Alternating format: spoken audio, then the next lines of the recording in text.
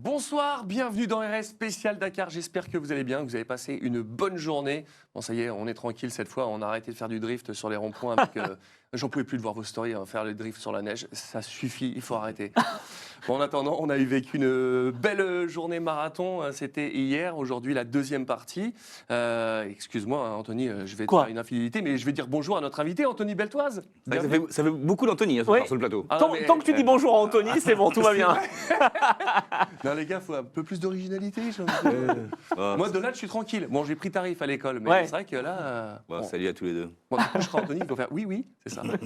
Bon, en tout cas, on est très content de te recevoir. Tu étais venu à l'époque quand c'était Arnaud de Samer qui présentait, et puis on avait commencé, mais il y a longtemps. On était en noir et blanc à l'époque. Ouais, c'est vrai. C'est ça. Mais non, on est vraiment très content de te recevoir. Merci. On ne te présente plus, mais on va le faire quand même. Multiple champion de France, notamment 3 fois champion de France en Carrera Cup, 2006, 2008, 2011. Tu me dis si je dis une bêtise. 2 fois champion de France en FFSA GT. En 2023, champion GT2 Pro-Am. Et cette année, champion Porsche Cup en Ultimate Series avec GP Racing. Ouais. Quel palmarès, c'est beau. Ouais, c'est gentil, merci. C'est vrai que c'est dans la longueur, dans la durée, ça fait depuis 93 que je roule. Et les titres et les victoires, à partir des années fin 90, on a bien carburé. Ouais. On voit que tu kiffes la GT. La Porsche, t'aimes bien. C'est vrai que j'aime pas mal cette voiture. C'est vrai que aussi bien en Porsche Carrera Cup, je me suis régalé. Et puis après, quand je suis passé en GT3 avec la Porsche, la 900 GT3R, quel kiff. Ouais. C'est clair. Une voiture incroyable. Ah, c'est magnifique. Mais, tu sais, ma fille, on regardait l'émission de télé l'autre fois, et elle me dit, mais pourquoi tout le monde aime la Porsche? Je dis, mais c'est simple, la Porsche, tu peux aller faire tes journées de track day, puis tu peux aller chercher ta baguette, ça marche aussi. Elle reste Personne fraîche. d'autre ne sait faire ça, par eux. Ouais, elle reste fraîche, t'as jamais de problème. Et puis c'est une vraie émotion, c'est Ouais. un moteur Atmo. Aujourd'hui, ils prennent 9000 tours, c'est une émotion sonore, c'est une émotion de sensation. À tous les niveaux, c'est génial. Ouais, c'est bien. Bon, en tout cas, on sait que tu l'aimes bien, et la voiture te le rend bien. Cette Ça fois, je vaut- te dis bonjour. Bonsoir, ça vaut pas un Ford Raptor, le niveau de la sonorité. Ah oui, ouais, mais là, encore qu'au Mans, franchement, les Porsche, elles C'est vrai. sonnent, mais oh là là, mais quel bonheur. On la bah, connaît bien, ouais. Ah ouais, mais c'est étonnant, c'est vrai que Mm. chaque fois, je pensais que c'était les Ferrari qu'on allait le plus entendre, mais en fait, finalement, c'est les Porsche. D'ailleurs, petite parenthèse, les Porsche Super Cup dans le cadre d'un Grand Prix de Formule 1, c'est elles qu'on entend le plus, Bah oui. par rapport Ouais. au F1, au F2, au F3. C'est Ah, clair. on va pas parler du bruit des Formules 1, s'il te plaît. Non, on ne fera pas ça. On va tomber dans un vieux débat verra. qu'on a. Sauf que 2026, Voilà, on a verra priori, T'y crois c'est pas mal. Ce sera quelques décibels de plus Ah ouais quand même, on espère. Voilà. Ouais, mais je pense. le bruit de Dyson, c'est quand même difficile. Bon. Sûr. Bon, en attendant, merci d'être avec nous en direct sur Twitch, et à tous ceux qui nous regardent sur YouTube. Le sommaire de l'émission, ça ne change pas, mais pour tous ceux qui découvrent, on va quand même vous en parler. On va débriefer sur ce qui nous attend dans cette émission. L'image du jour avec les petites perles que nous a trouvées Anthony Trevet. On fera le point en Ultimate, en SSV, en moto. Et avant de vous parler de Anthony Beltoise, on parlera de l'étape de demain, où ce sera enfin terminé pour l'étape marathon. Demain, Oui. il y a des dunes. Ah, enfin. On a failli attendre. Voilà. On a failli à la mer de sable, là, Eh oui. en Hummer, pour essayer d'avoir des images de dunes. C'est demain. C'est demain. Ça fait plaisir. C'est pas encore les étapes mythiques où il y a que des dunes à perte de vue, mais il y aura quelques petites difficultés. Très bien. Aujourd'hui, c'était une étape marathon, du coup, peu de liaisons, 56 km et 372 km de spécial. Dis-nous tout, Anthony. Ben oui, parce qu'en fait, la liaison pour aller au départ de la spéciale, c'est simple, il n'y en avait pas, puisque les pilotes moto et auto étaient même directement sur place, voilà, dans le campement improvisé, on va dire. Donc c'était l'étape marathon refuge, une étape qui va compter pour l'étape 5. On n'a pas 2 journées, comme je le disais hier, comme l'étape 48 heures chrono, qui vont se cumuler. On a vraiment l'étape 4. On repart avec le même ordre de départ que le résultat de la spéciale 4 et étape 5 ensuite dans la foulée. Mais du coup, elle est où, la liaison? Et la liaison, c'était après, pour aller rejoindre Ah, le c'est à la- bivouac à la après, fin. ouais. Exactement, crois. 56 km pour rejoindre le parc d'assistance. Ouais, là, c'est bon, quand la pression est redescendue. Ça ne doit pas être évident sur ce genre d'avoir des liaisons avant, la pression qui monte. C'est clair. En compétition, en ayant roulé un peu, pas à ton niveau, mais je trouve que la pression que tu as sur la grille, la pré-grille, quand tu as les feux qui s'allument, enfin, le palpitant, il est à fond alors que tu es encore à l'arrêt. C'est vrai que les liaisons, ça ne doit pas être évident. Tu as déjà essayé le rallye raid? Non, j'ai jamais essayé, mais c'est vrai que ce que tu décris, le temps d'attente sur la prairie, c'est les plus épouvantables pour C'est nous. horrible, hein. Oui, parce que c'est même pas sur la grille, on est d'accord. C'est sur La la grille, grille quand t'es en t'es attente. déjà, déjà dans le feu de l'action, presque. Mais c'est la prairie, c'est souvent une demi-heure, 40 minutes avant. Et puis quand tu fais la Porsche Cup à Monaco, la Clio V6, c'est une heure et demie avant. Ah ouais, chaud. Donc Tu crames, t'as le temps de cramer s'il fait chaud. voilà, et... ouais, exactement. Ah, mais c'est vrai que Et puis tu penses qu'à ton départ pendant une heure et demie. Et vraiment, puis ça monte, puis ça va, puis ça va, puis ça. La grille c'est vide, après là t'es tout seul et bref. On va retourner sur notre Dakar chéri et on va reparler de ce qui s'est passé sur cette Alors étape d'abord, marathon. Oui. bivouac minimaliste, et donc on a des petites réactions. Mais tu crois que j'allais lancer quoi, Je Anthony sais pas, Drouet je me suis dit, il va lancer peut-être Mais des non. statistiques, des Non, images du jour. J'allais dire qu'on avait 2 interviews parce qu'on en les a tout à l'heure dans leurs catégories respectives, mais leur retour à chaud de Xavier de Soultret et Sébastien Loeb, toujours dans RS. C'est parti. C'est génial, on se retrouve tous ensemble, tous les pilotes auto, il y a beaucoup d'anciens motards, Stéphane Peter-Hansel, Nani Roma, tous ces mecs dont on a rêvé quand on était petits, Martin et moi, à la télévision. Donc on a pu voir des légendes comme ça, Bruno Sabi, il y a plein de gens exceptionnels finalement dans ce bivouac. En étape marathon, on est tous ensemble, on dort sous la tente, on a des rations militaires, on est vraiment à égalité. Là on est dans le bivouac, on a nos équipes, il y en a qui dorment dans des camping-cars, d'autres sous la tente. On se voit pas finalement, on se croise. Là-bas, on a pu passer la soirée ensemble et il y a quand même beaucoup de gens exceptionnels dans cette famille du Dakar. Je dormais à 18h, j'ai mangé à 17h, je dormais à 18h. Après, je me suis relevé à 20h30, je suis allé boire une tisane et j'ai regardé un peu ce qui se passait, si les camions arrivaient. Et puis je me suis remis devant ma série Netflix, j'ai vu 4 épisodes, c'était cool. 2 salles, 2 ambiances. Il y en a un qui a kiffé sa soirée, l'autre un peu moins. Non mais si, mais j'adore parce qu'il a sorti l'application Oui. pour voir sa série, tu vois, il a regardé ses 4 séries, je croyais qu'il n'y avait pas de réseau, mais il y en avait finalement. C'est drôle. On sent qu'il a bien kiffé, en tout cas, Xavier. Il avait le sourire. Oui, tout à fait.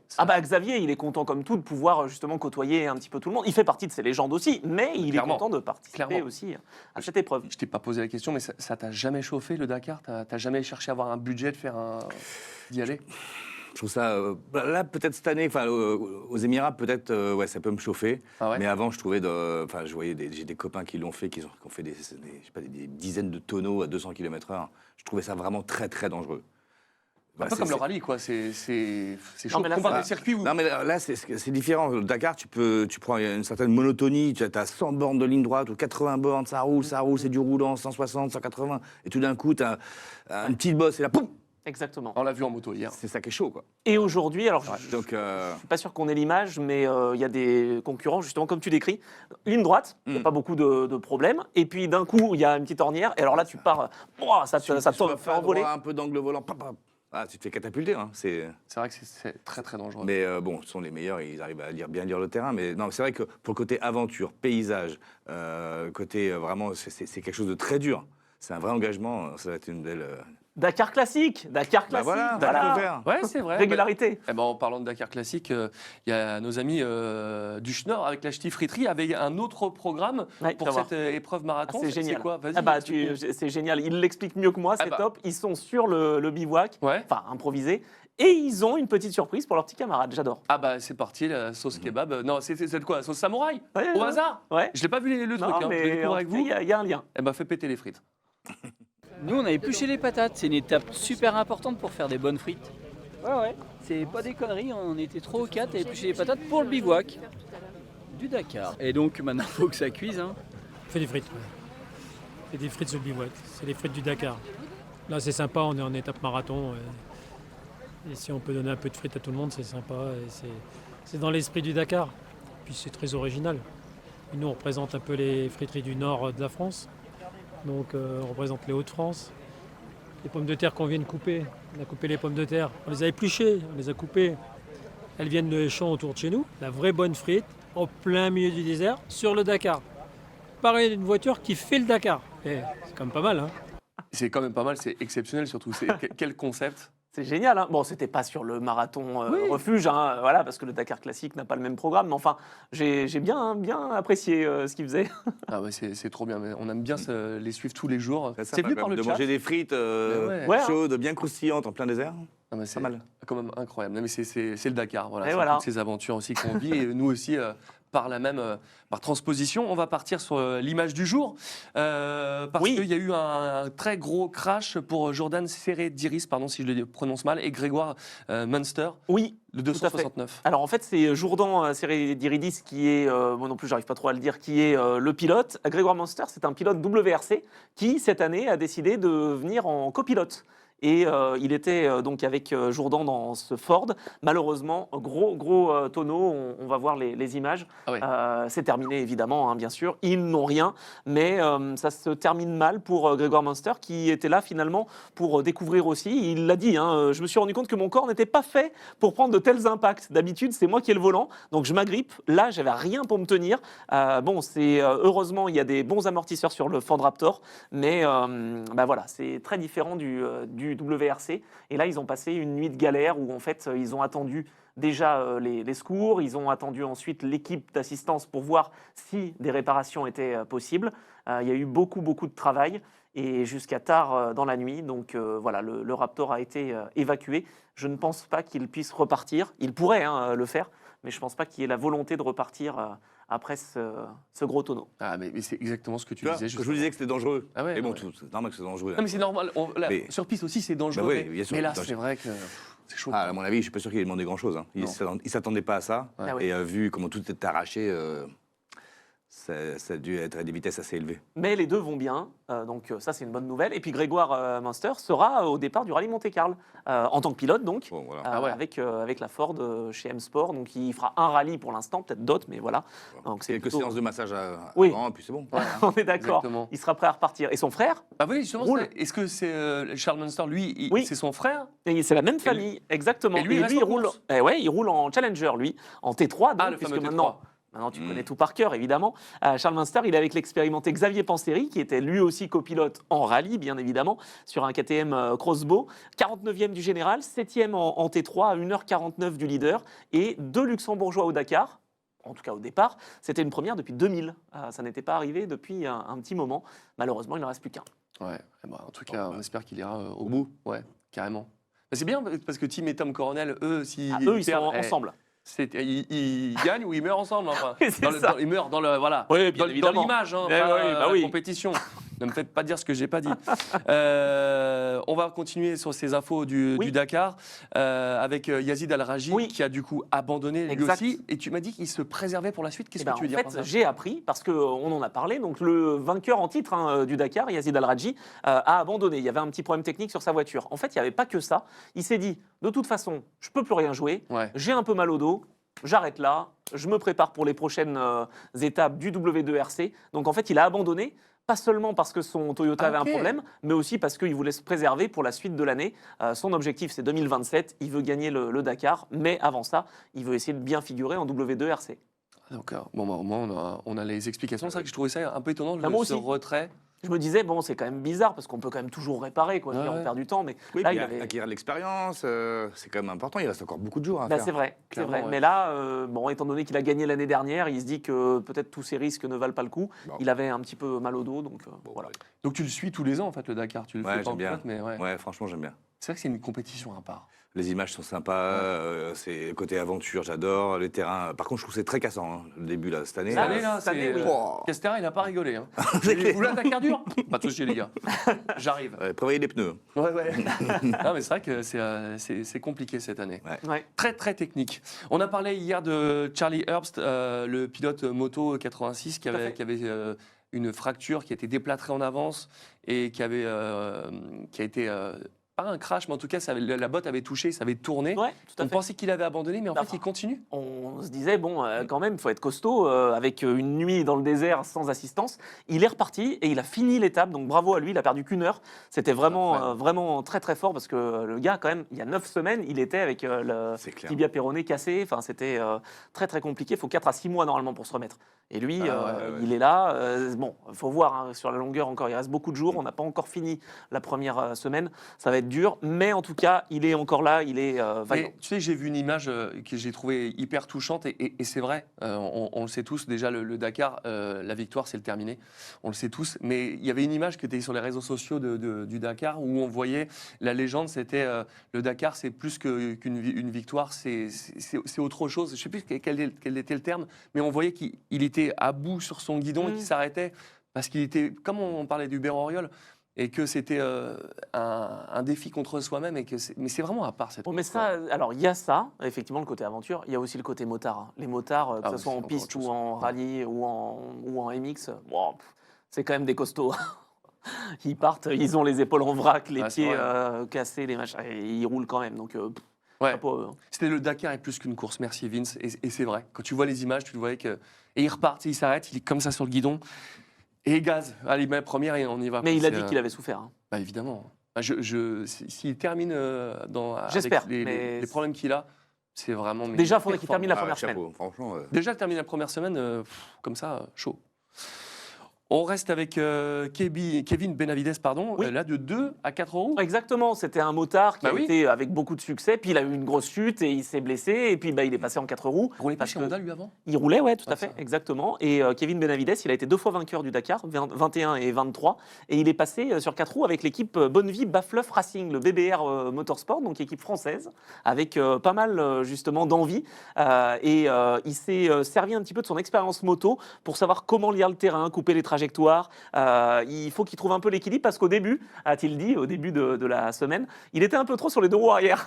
Non. C'est énorme quand même, parce qu'il mettait un peu trop de gaz et du coup, hop, il avait tendance à lever un peu les roues avant, un peu à la méthode d'un motard. Je sais pas comment il fait sur un SSV, enfin sur un. Mais il cul en arrière dans le baquet. Ouais, c'est dingue, et c'est ça dingue. soude.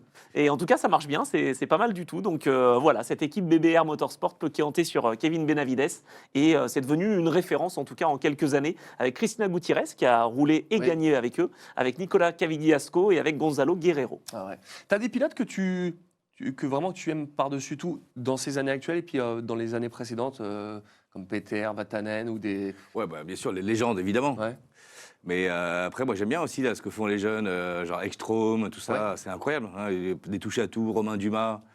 Voilà, c'est les gens. T'as dû rouler avec lui, j'imagine. Ouais, j'ai un petit peu roulé, pas beaucoup. Plus mon frère, au début de leur carrière. D'accord.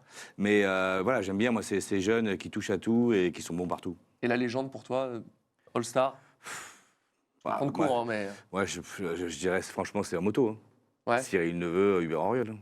Ah ouais, vraiment les... Ah ouais, c'était énorme. Quand tu vois les images, comment ils ont souffert pour aller au bout de ce Dakar et gagner, la souffrance qu'ils ont dû y mettre, c'est des étapes incroyables. Enfin, les images encore, tu pleures quand tu les vois. Ah, c'est une émotion de dingue. Et c'était autre chose, le Dakar, dans ces années-là. C'était vraiment l'aventure, moins qu'une course. C'était quand même la course, mais... Oui, mais il y avait une notion de...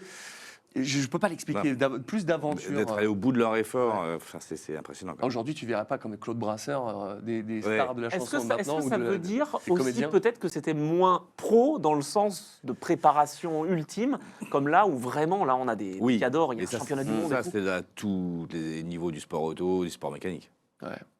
C'est sûr, en 20-30 ans, c'est professionnel. Un niveau vraiment augmenté parce qu'une préparation incroyable. Ouais, c'est clair. C'est sûr. C'était déjà pro, mais là, c'est vraiment nec plus ultra. Bien sûr. Ouais, c'est vrai. Mais moi, un pilote qui a disparu du paddock, je ne sais pas ce qu'il est devenu, on n'en a pas parlé, mais c'est Cyril Després, je ne sais pas pourquoi. Enfin, il a tout gagné chez KT, il est passé en voiture, je crois qu'il était coéquipier à l'époque de Peugeot avec Loeb. Ouais. C'est une légende, ce gars. Je ne comprends pas. Est-ce qu'il a voulu arrêter ou il n'y a pas de budget tu sais pas Non, je ne sais pas spécialement. Je sais qu'il était consultant pour une télé aussi, mais... Mais je pense qu'il a voulu, mais il a voulu peut-être couper un peu. Je sais pas. C'est une vraie question. J'aimais beaucoup ce. Faudrait lui demander, c'est intéressant. Ah ouais. Peut-être qu'on a un jour, on l'aura en invité ici, on lui posera la question. À voir. Ouais. Et dites-le nous si vous avez des infos dans le chat. Hein, souvent, vous avez toujours raison, donc on vous écoute aussi.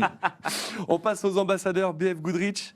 3 ambassadeurs Sébastien Loeb, Xavier de Soultret et Christian Lavieille. On va commencer par Sébastien.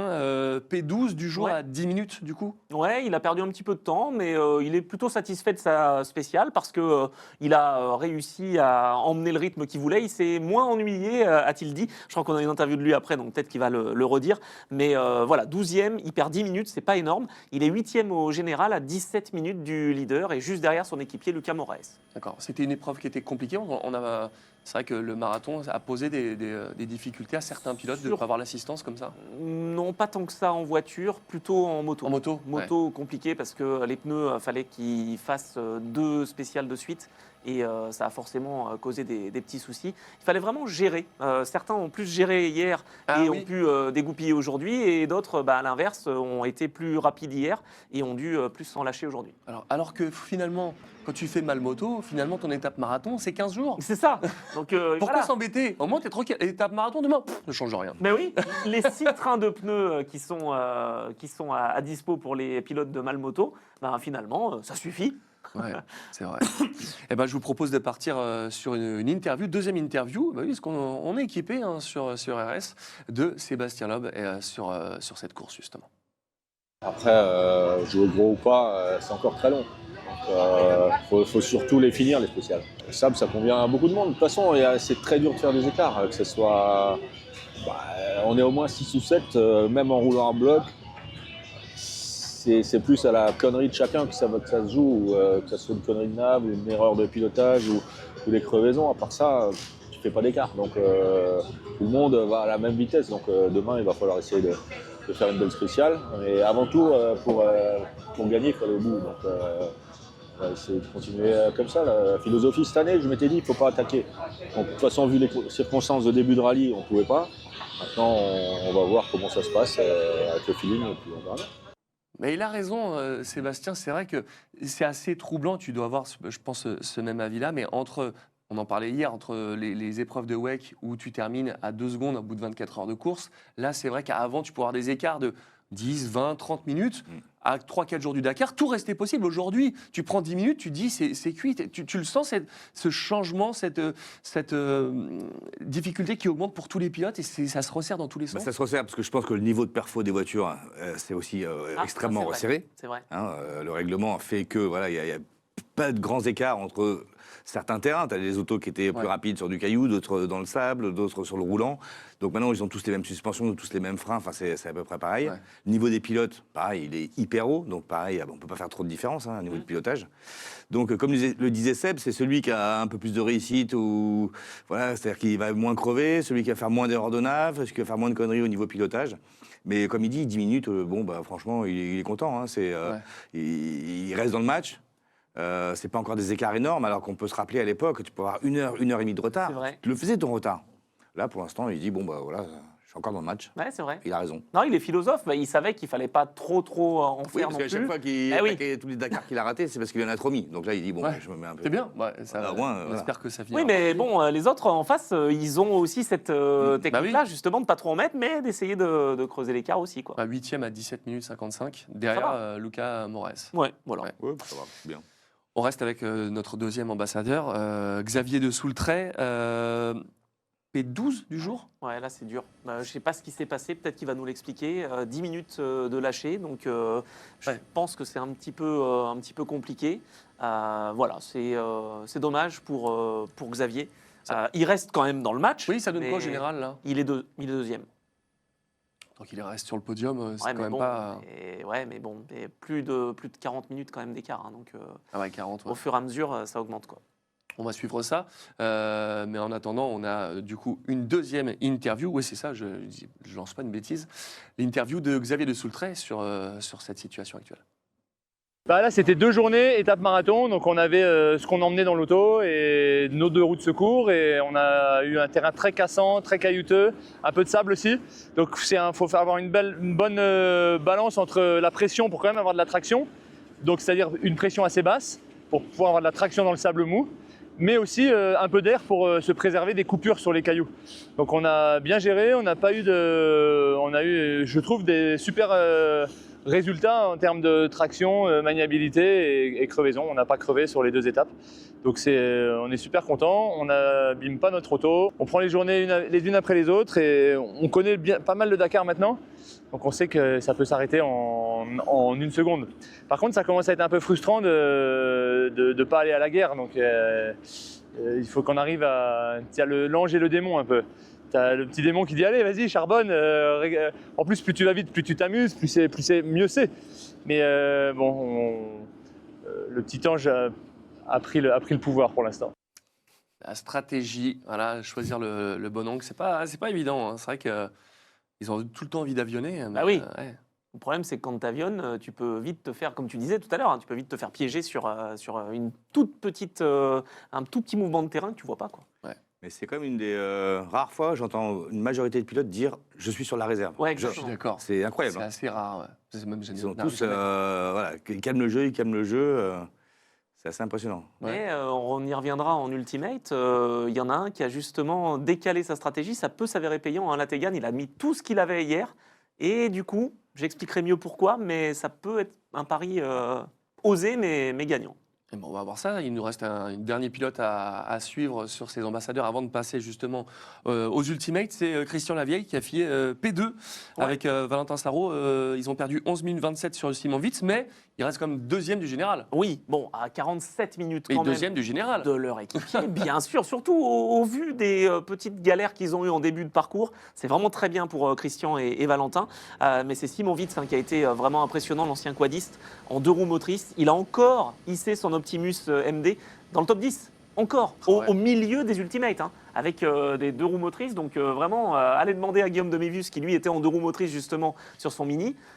C'était vraiment compliqué. Donc bravo à Christian et bravo à Simon Vitz, donc justement, qui est plus que jamais leader. Mais est-ce que cette année, ce ne serait pas finalement l'année des 2 roues motrices? Parce que sur une année où tu es de full sable, full dune, et là, tu es bien content d'avoir tes 4 roues motrices, là, sur les terrains piégeux, là, il n'y a pas tant de différence que ça. Après, attention, hein, il reste encore une semaine de course. Je sais, mais jusque-là, je ne sais pas ce que tu en penses, Anthony, mais c'est vrai que de ne pas être en 4x4, là, pour eux, c'est une bonne édition. Il n'y a quoi. pas eu trop de sable encore. Bah ouais. C'est ça. Hein. Je ne sais pas s'il y en aura autant que ça. Il y en aura moins que les années précédentes. Donc bon, ça devrait peut-être jouer en leur faveur. Il y a déjà eu des 2 roues motrices qui sont arrivées dans le top 10. Bien sûr, mais là, il est combien, Simon Vitz, là? Là, non, il est loin quand même. Il est dans le top 15, mais C'est déjà énorme. Hein. Non, mais pour des 2 d'accord, roues mais bon. motrices, je Ouais. pense que ça aurait été full dune, ce ne sera pas la même. Hein. Ah bah non. Ah bah c'est sûr. Ouais. Mais déjà 2 résultats dans le top 10 d'un scratch dans une spéciale, c'est bien. Ah, c'est beau. Très bien. Eh bien, nous passons tout de suite sur la deuxième partie de cette émission. On va parler en détail de chaque catégorie et on commence tout de suite par la catégorie reine, les Ultimates. Avec du coup de belles images, avec tout On évidemment. va se régaler, on va les regarder ces images. Ouais, bah, évidemment. Ah Mais oui. c'est vrai que ça avionne. C'est des moments qui sont fous. Est-ce que c'était encore de la Ford qu'on a eu au taquet? Ah oui, Toujours. Ford taquet là dans ces grandes étendues, là c'est vraiment quelque chose de fort.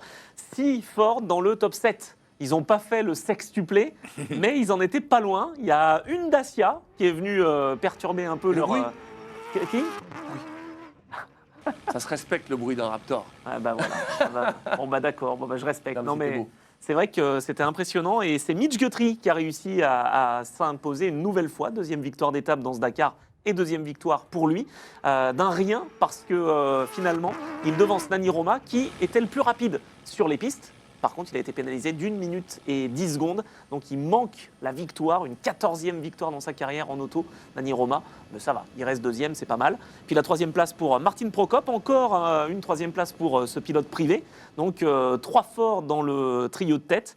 Et derrière, je le disais, il y a une Dacia qui s'est mis au milieu. C'est Moraes, le champion du monde en titre. Ah ouais. Ouais, c'est pas mal, franchement. Je m'attendais pas à ce classement-là pour cette deuxième partie de dingue. marathon. Hein. Et puis surtout, après, derrière, tu as Denis Krotov, qui était même 4e à un moment donné dans la spéciale. Krotov, c'est pas du tout un des favoris, mais avec son Ford, il a été capable de mettre vraiment la gomme et il a égalé son meilleur résultat, donc 5e dans une étape du Dakar. Ah ouais, on l'a dit tout à l'heure, hein, du coup, 12e position pour Sébastien Loeb et Édouard Boulanger. Oui, c'est pire pour Nasser. Le Nasser, il a fait quoi, oui 16, Oh là 16e. Ah, Donc, c'est au niveau du classement général, c'est très bien, mais il perd encore 12 minutes aujourd'hui parce qu'il partait dans les premiers. C'est ça, en fait, l'idée. Oui. Ah oui, Si, faire la il partait. trace, c'est Et voilà. compliqué. Donc il partait derrière Henk la Tegane et il espérait bien dépasser la Tegane. Et ben en Mais fait, justement, alors, lui, il a été la perf ultime, vraiment, je pense. qu'est-ce parce qu'il que- a laissé passer? En fait, c'est ce que je voulais expliquer tout à l'heure. La stratégie de la Tegane, ça a été au début du Dakar déjà de survivre. Et puis dans la spéciale 4, avant d'arriver au marathon refuge, il a tout donné. il a tout donné, il a fait le meilleur temps, il s'est placé en ouvreur. Deuxième partie de spécial, pas facile, mais il a à côté de lui un ancien motard. Donc ça peut aider, parce que sur la Qui nage, déjà son Brett Cummings, un ancien motard qui a beaucoup d'expérience. Et donc il a ouvert, et on se disait, il va pas tenir. Et ben en fait, il s'est fait dépasser par 2 voitures, je crois. Donc il a tenu, il a perdu un minimum de temps, il fait 17e. Donc une place derrière Nasser. Nasser qui a réussi à le passer au dernier moment. Donc il fait l'excellente opération, et donc il partira 17e demain. Et demain, c'est des dunes. Donc c'est pour ça que ça peut être coup gagnant d'avoir attaqué dans l'étape 4 pour l'étape 6. Ah ouais, c'est ça, ouais. Donc, du coup, là, il est. Mais la Tegane, ça lui met combien, là Premier. C'est ça, j'allais dire. Je voulais Il pas est dire de leader. bêtises, mais ouais. Il est leader, il garde sa première place pour 3 minutes face à Nasser. Donc une bonne stratégie. Dans les dunes, il va y avoir des traces. Incroyable. Donc là, il a été capable d'ouvrir sans trace des motos parce qu'on sait qu'il y a 2 Eh oui. parcours séparés. Bien sûr. Ça a été vraiment une super performance et bravo à lui parce que je pense qu'il a pu mettre une toute C'est petite beau. pièce au moins là, à la fin de cette première semaine sur une première place qui pourrait être pour lui. Eh ben écoute, avant d'avoir l'interview de Sébastien Loeb, je m'arrête 2 secondes parce que sur le chat, il y a BZH Mika qui dit « Je voulais juste saluer Anthony Beltoise que j'avais croisé au 24 en 2010 et qui est une personne très accessible et très sympathique. » Voilà, écoute, Salut. ça fait très plaisir. Ouais, ça mérite de le Parfait. notifier. Du coup, je l'ai dit, on a l'interview de Sébastien Loeb qui parle de la Tegane, justement. Aujourd'hui, il fait une très belle spéciale. Aujourd'hui, je suis étonné. Ouais. Je pensais que ça allait reprendre parce qu'en plus, la nave, elle était vraiment compliquée. Et puis, c'était à droite et quitte derrière, machin et tout. Vraiment très technique. Il fait une très belle spéciale. Fair play, c'est beau. Ouais, mais surtout, il comprend pas comment la Tegane est capable de faire ça. La Tegane, Ah ouais. c'est vrai que c'est un sacré client parce que on sait que déjà l'année dernière, il était très en forme. Il a fini combien déjà? Mais non, il avait abandonné, je crois. Mais Ah ouais, c'est il ça. avait fini 2 de l'année 2024. Si je dis pas de bêtises, vous Je me te dis, corrigez, ah ouais, le c'est ça, chat. je me rappelle plus du tout. Mais non, mais il était dans le match. Hein, mais je crois bien que l'année dernière, il abandonne, mais que l'année d'avant, il était vraiment dans le coup. Donc chaque année, il est là et ça progresse. Eh ben, en tout cas, Anthony, nous, le tandem que l'on suit chaque année et à chaque émission, c'est le tandem Mathieu Serradori Oui. et Loïc Minaudier. Il y a eu un problème à quel endroit de la voiture? Un vrai problème technique, c'est ça? On a un petit problème qui les a quand même handicapés. Du coup, il a roulé comme une grand-mère. Ah, Voilà. mais- Non, parce que j'ai dit ça il y a 2 jours et on a voulu. Mais non, mais il assurait. Voilà, c'est ce que je voulais dire. Là, malheureusement, il n'a pas voulu assurer. Il y a eu un problème de pont sur son Century. Et en fait, les 60 derniers kilomètres, mais il était au ralenti. Il ne Ah, pouvait d'accord. rien faire. C'était le plus frustrant. Franchement, Donc 15 minutes, à 15 minutes 30? il perd 15 minutes 30 sur cette spéciale. Il perd gros au général. Du coup, c'est compliqué. Voilà, Ouais. j'espère que ça va s'améliorer. Mais il faisait un super Dakar. J'avais sorti une stat avant l'épreuve, avant cette étape. C'est le seul dans l'étape 3 et 4 qui avait été dans le top 10 de tous les Ultimates. Donc tu te dis, punaise, il est constant, il est Ah ouais, régulier, c'est c'est vrai, top. Et là, il aurait pu, mais malheureusement, petit souci technique. Ça s'appelle le Dakar. Voilà. On a le classement général sous les yeux ou pas? Je ne vais pas demander, je n'ai pas regardé avant qu'on démarre. Je pense que oui, normalement. Oui, on l'a. Bah ouais. Ah oui, regardons-le avant de passer catégorie stock. Ah, donc t'es témoin, Anthony, je ne dis pas de bêtises, l'écran est loin, c'est difficile quand même de Oh, voir. c'est pas du tout loin. Ça va là T'as Voilà, vu vous me saoulez les deux. là. Ça va, vous avez 2 mètres d'avance Ah sur oui, moi. c'est là. pour ça, bah oui. Putain, on peut compter sur personne ici. On a hein. une BOP, nous, c'est bon, Ouais, on est c'est bien. La BOP, elle n'est pas pour moi là. Ah bah là, maintenant c'est parti comme ça. Le jeu Ah ouais, est je pour vais te moi. le dire. Alors vas-y, la Oui. Tegane, donc, qui mène avec 3 minutes, bon ça ok. Mathias Ekström, hein, finalement on n'en Alors. parle pas, mais il est là, Premier 3e. Ford, hein. Les Ford sont là, hein, parce que tu as Nani Roma 4e, Carlos Sainz, qu'on n'a pas évoqué Incroyable, hein. une seule fois. Jamais, et pourtant il est là. Ce Dakar. Hein. C'est peut-être justement la surprise aussi, comme tu disais Anthony tout à l'heure. Hein. Les pilotes prennent pas trop de risques finalement et d'être le plus conscient du risque possible, c'est peut-être pas mal finalement. En tout cas, Carlos, il connaît bien le Dakar. Donc. Ah oui, il connaît. Faut lui faire c'est confiance. C'est bizarre qu'il n'ait pas emmené son fils déjà. Je crois qu'il a pas trop Peut-être envie. que les assurances, ils veulent pas non plus. Hein. Alors déjà ça, Chaud, hein. ils ont fait un test, je crois tous les deux, Ouais. il me semble, mais ça a un petit peu, ça l'a un petit peu bougé le fils. Tu m'étonnes. Je veux pas monter en passager. T'imagines, tu montes à côté de Carlos. Vous savez Sainz. que récemment, Isaac Hadjar a fait un test du Ford Raptor Ah bon? face à Mitch Guthrie et il a a priori bien apprécié. J'ai pas eu son retour direct, mais au volant du Raptor, il n'a pas perdu grand-chose sur le petit parcours qui était dessiné. Bon, il a perdu un petit peu de temps, hein, évidemment, sur Mitch Guthrie, mais pas mal quand même. Il a C'est- découvert un peu le C'est Raptor. des extraterrestres, ces mecs. Ouais, C'est ouais. pas de la Sympa. même planète. Hein. On fait le point sur la catégorie stock avant de partir sur les SSV. Basiuska, P1, toujours. Enfin, toujours. En tout Enfin, cas, là, oui. il a gagné la spéciale. Oui, mais bon, il est toujours top 3, donc là, P1. C'est la deuxième victoire d'étape. Et il rejoint donc Stéphane Peterencel et Sarah Price. Ça y est, ils ont tous les trois 2 victoires de spécial. Ils n'ont rien laissé à leurs concurrents de chez Toyota Autobody, que ce soit Ronald Basso ou Miura, Akira Miura. Et ben, ils ont Oui. que les miettes. Mais du coup, il est toujours premier, Bassiuska, devant Bien Peter, sûr. qui est toujours P2. Exactement. Enfin, qui est toujours P2, qui a pris la deuxième enfin, place qui est P2, à ouais. Ronald Basso. Ah oui, Et, c'est ça, Ronald était deuxième. Bah oui. Donc là, il a perdu un petit peu de temps dans cette étape, dans cette spéciale. Stéphane Peterencel, qui est deuxième à 43 minutes du Lituanien Bassiuska. C'est intéressant, tu trouves, avoir une catégorie stock comme ça, comparé aux autres engins qu'on peut avoir. Bah, je trouve que c'est une belle mise en avant déjà de la marque. Ouais, c'est sûr. Franchement, ça c'est top parce qu'on voit que voilà, une voiture de série. Parce que la Sandriders, comparé à un Sandero, bon, bah, pas grand-chose à oui, voir. non. Non, c'est clair. C'est un véritable proto. Hein. Oui, complètement, ouais. Donc là, non, je suis vraiment content de voir que les voitures elles aillent au bout. Je trouve que c'est une très bonne image de marque. Et puis on voit que les pilotes, ils prennent du plaisir en plus. Est-ce que ce ne serait pas ça, finalement, dans les prochaines années, d'avoir des véhicules de série, un peu comme en WRC, il faut que tu aies la Focus RS qui soit homologuée sur 200 voitures pour avoir la version de Oh, WRC. c'est Parce que là, dur. tu vois la Mini, ça n'a rien à voir. Oui, mais quoi. sauf qu'en fait, à l'époque, c'était un peu ça. Quand tu vois les Pajero, tu avais l'impression de Mais voir. justement, de bien retourner sûr. à ça, est-ce que le Dakar, Ah. finalement, ne devrait pas... Enfin, non, mais avoir une catégorie avec plus de participants et à la limite plus de marques. Ouais. Ouais, là, ok.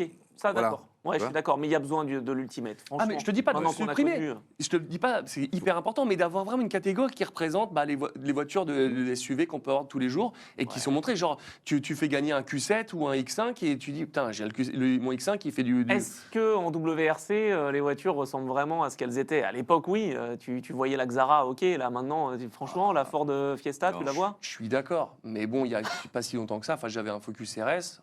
Et le premier, Non, mais ça c'était- envoie, d'accord. Mais c'est quand Oui. même pas la même chose, quoi. Non, c'est avec la carrosserie, c'est tout. Voilà. Oui, mais bon, ça a quand même. Moi, une je veux bien voix, acheter quoi. une Yaris comme elle est en WRC, mais je crois que je la trouve pas. Bah justement, la Yaris GR, t'as roulé avec celle-là? De route? Ouais. Oui, mais c'est des années-lumière de celle de rallye.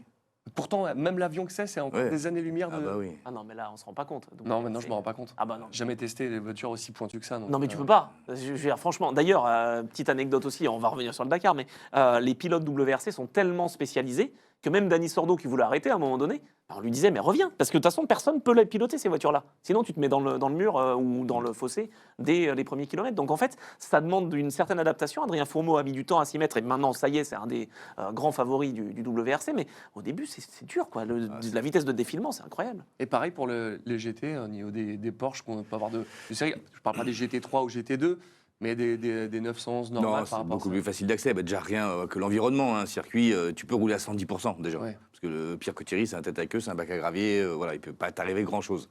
Je touche du bois. Mais voilà, le rallye, c'est le niveau de risque et le niveau de performance des voitures. Et comme le disait Anto, c'est vrai qu'aujourd'hui, les voitures, elles arrivent à absorber des bosses, des trous, des conditions d'adhérence absolument incroyables. Et il faut vraiment être spécialiste pour avoir la confiance pour emmener ce genre d'auto. Ouais, c'est vrai. Et bien, nous allons continuer notre voyage sur cette épreuve du Dakar avec les SSV. Allons-y. On démarre direct. C'est quoi le classement en SSV, Ah Anthony? Qui a gagné aujourd'hui? Ah non. Ah non mais alors, je vous le spoil. Il nous saoule tous les jours avec Kyle Cheney et je me dis mais pourquoi il en parle tous les jours? Il a fait C'était bien. C'était pour l'étape 5. Non, Je mais- savais qu'il allait gagner sa première étape. Non, Ça c'est n'est- pas vrai, mais en tout cas, il a gagné. Et c'est la première victoire pour lui dans le Dakar, évidemment, parce que c'est un rookie. Première victoire Can-Am, mine de rien, face à Polaris qui faisait. Première le carton victoire plein. Can-Am de cette année? Et bah oui, puisque sinon c'était l'Opfray Media qui était tout le temps au Je me suis rendez-vous. pas rendu compte. Donc non, les Can-Am, là, ils étaient un peu dans le dur. Donc Kyle Cheney gagne devant Chaleco Lopez, donc doublé Can-Am pour cette spéciale. Et Brock Hager, troisième sur le Polaris de l'équipe L'Opfray Media Motorsport, qui reste leader du classement général, qui fait une bonne opération, qui reprend du temps à Xavier de Soultray. Donc voilà, pour l'instant, on va dire que c'était une étape pour les Can-Am parce qu'ils ont peut-être moins pris de risques hier. Ok, Et donc aujourd'hui, ils pouvaient un petit peu plus en mettre. c'est ça. Ouais, du coup, Brock Hager, il reste toujours leader. 37 minutes d'avance sur Xavier de Soultray, d'accord? C'est ça. C'est beaucoup 37. Hein. Bah, c'est pour ça, c'est beaucoup, d'autant plus que Kyle Cheney remonte en troisième position et il est à 56 minutes. Ah oui, donc top pas très 3, loin de 56. Xavier, ouais. Donc bon, non mais ce que je veux dire, c'est qu'il y a de gros écarts en SSV, quoi. C'est vraiment par rapport au Challenger, tu vois. Ouais. Challenger, ils sont 12 en 12 minutes. Là, ils sont 3 en 56 minutes, quoi. Ah ouais, ça commence à faire. Tu vois, donc c'est un peu comme le Dakar à l'époque. Et là, le SSV, bah, c'est ce que tu disais, ce sont des machines que tu peux acheter dans le commerce, quoi. Quasi. Oui, J'exagère, mais. je me verrais bien avec ça sur le périph'. Oui, ah bah bien sûr. Ah, remarque, au moins, là, si tu klaxonnes, il te laisse passer. Hein. Oui, j'ai pas le sentinelle, Ah oui, c'est ça. ça marcherait mieux avec ça. On a des nouvelles de Olivier Pernaut et Benjamin Rivière? Eh ben, j'en sais rien. Ils sont 21e. Je sais pas ce qu'il y a eu. Je crois qu'on a une interview d'eux, mais j'avoue que je sais pas ce qu'ils ont fait. Malheureusement, ils sont très loin. 49 minutes de perdu dans cette spéciale. Je ne sais pas Ils ce qui sont leur est toujours là. arrivé. Ils sont toujours Oui, là. ils sont là, mais ils sont loin. Ah, mais j'aimerais bien qu'ils terminent. Ah ben moi aussi. Ah oui. Mais ils ont eu des galères. Hein. Eh ben, on va voir l'interview de quoi ça nous parle. Salut tout le monde, ici le campement. On vient d'arriver, il est 18h30. Ça va, il n'est pas très tard. Il y a toutes les voitures qui sont garées, bon, on les voit pas très bien. On est arrivé loin parce qu'on a cassé encore 2 cardans sans trop savoir pourquoi. On en a changé un pour pouvoir rentrer et finir les 70 derniers kilomètres au ralenti. Et on ne sait pas pourquoi cette année on casse des cardans alors que l'année dernière on n'en avait cassé aucun. Donc là on fait notre mécanique nous-mêmes. On a attaqué tranquillement. Donc ce cardan, vous voyez, il est mort. Il faut qu'on trouve une solution pour le changer. Et voilà. C'est Benji qui change le filtre à air. C'est un 4e cardan. Walou walou. Les cardans à rude épreuve, j'ai l'impression que ça bouge beaucoup sur Ouais. le CSV. Les Alors cardans. moi, je leur laisse faire la mécanique, hein, parce que là, le cardan, il est mort. J'ai pas vu qu'il était mort. Hein, donc, Moi, je vois rien. Déjà, moi, je peux faire pression des pneus, c'est tout. Pas mal. C'est chaud. T'es bon en mécanique, toi? Non, pas trop non plus. Ouais. Mais est-ce que quand Mais, tu fais du circuit, tu arrives bien à expliquer à tes ingénieurs ce qui se passe sur la voiture pour qu'eux arrivent à le faire? Alors parfois, oui, parfaitement bien. Parfois, c'est un peu plus compliqué. Mais c'est vrai que quand tu arrives à bien sentir si c'est un problème d'avant trop souple, d'arrière trop dur ou T'arrives à le voir. d'assiette de voiture, de pitch, ouais, c'est encore plus facile parce que tu n'as pas à dire je souvire, je survire. Non, tu fais 2 crans de barre et ça va le faire. Ah ouais. C'est bien. Ouais, c'est bien ah, ça. l'expérience, c'est sympa quand même. Hein. Ouais. J'aimerais bien savoir dire ça un jour. C'est ça. Tu mets 2 crans de barre, c'est bon. Moi, je suis capable de dire le truc à l'envers, moi. Il y en a qui le font. On n'aura pas de nom, mais il y en a qui l'ont fait. C'est vrai? Ah oui. Ouais, mais non pas... Bon, ça va c'est pas sur les grosses catégories, parce que là, ouais. Non, mais ça peut arriver. Je veux dire, voilà, tu crois sentir quelque chose, et puis au final, bon, bah, la piste était telle que, voilà. C'est sûr. Allez, on va partir du côté des motos, bien entendu. Il s'est passé beaucoup de choses. Oh oui. C'est parti, cette grande catégorie, pour terminer l'émission. Enfin, pour terminer, encore plein de choses à se dire. Eh ben, évidemment. Évidemment. Alors, il y a eu un enjeu, c'était surtout que les pros n'ont pas pu échanger leurs pneus hier, Oui. du coup, avec cette étape marathon, C'était le gros avec enjeu. d'autres concurrents, parce qu'ils auraient pu, sinon les échanger. Bah, en fait, c'est pas ça, c'est qu'ils sont limités en termes de pneumatiques. Dans cette étape-là, ils ont 12 trains de pneus pour Ouais. faire 13 spéciales. Donc Ok. en fait, bah, là, ils peuvent pas changer entre l'étape 4 et et l'étape 5. c'est ça? Ouais, mais sauf que généralement, elle est vraiment bien, c'est ouais, comment dire, prise quoi. Enfin, tu vois, bien sollicitée. Et là, il y a eu vraiment ce souci, donc ils n'ont pas pu échanger leurs pneus. Au bivouac refuge, tu as Skyler Rose et Tosha Sharena qui ont mis des colliers en plastique ou même en métal pour cercler leurs pneus endommagés. Donc t'imagines, Ah ouais. c'est un peu comme s'ils mettaient des. C'est de la bidouille. Hein. Ouais, non, bah, là, on Mais est bon, dans la moi, bidouille. Hein. On dirait les Tiens, vidéos sur Insta que tu vois pour avoir du grip sur la neige avec des serflex. Ben voilà, c'est ce que j'allais te dire. Bah oui, t'es un peu là-dedans parce qu'ils veulent un petit peu préserver leurs pneus et puis surtout avoir un peu d'adhérence aussi parce que à force, il n'y a plus rien quoi pour avoir justement ce grip. S'il n'y a plus de crampons, c'est plus rien. Ah, c'est C'est chaud. ça, hein. Hein. Et là, ben, c'était le règlement quoi. C'est le règlement qui veut ça. Donc entre comprends. l'étape 4 et l'étape 5, il n'y a pas de changement possible. Bon. Et ça a joué des tours à certains. Et alors, Luciano Benavides. Ah bah P1. oui, superbe. On a Voilà. parlé de son frère C'est Kevin lui, tout à l'heure. Kevin, voilà. Et ben Luciano gagne, donc deuxième victoire pour la famille Benavides à Hale, après Kevin qui s'était imposé en 2024, à moto j'entends. Et bien cette fois-ci c'est au tour du pilote KTM Luciano Benavides, on n'en avait pas trop parlé depuis le début Non. du rallye, et il a bien fait parce qu'il remonte troisième du général à 5,55, première fois de sa carrière qu'il est sur le podium du Dakar, provisoire, mais première fois quand même. C'est beau. Sur le chat, voilà, on a le public qu'on mérite. Il me dit en SSV dans la neige, tu risques moins de taper une jante. Ben voilà, c'est pas sympa de se foutre de moi sur mes péripéties d'hier. Mais c'est vrai. en Ouais, même temps, bah ça hein. va. Voilà. Bon, passons à autre chose. Danny Sanders, P3. Oui, mais derrière Cornero, qui hier s'est mis une belle boîte, Cornero, la même que Tosha Sharena. D'ailleurs, les deux ont vraiment souffert, hein, j'allais dire. Ils ont offert des images fortes. Donc, Ah oui, les îles de chute, ouais. ils Ouais. sont, ils s'en sont bien remis. Ça, c'était Cornero. C'était hier, ça. Et même image au même endroit, juste après, avec Tosha Sharena, qui s'est fait piéger. Voilà, Mais ce que je comprends pas, c'est que Danny Sanders, il n'était pas déjà P1 en général? Il s'était Danny fait chipper? Sanders, il était P1 au général il y a 3 ou 4 étapes de ça. Mais alors, on a vu C'était qui Tosha hier? Charena qui était leader. Ah oui, mais oui, tu as raison. Mais en fait, à force, là, Ah bah voilà. tu nages dans le flou. Effectivement, oui, tu as raison. Et Tosha Charena, on va expliquer pourquoi il n'est plus leader, mais il y a eu une grosse pénalité de son côté.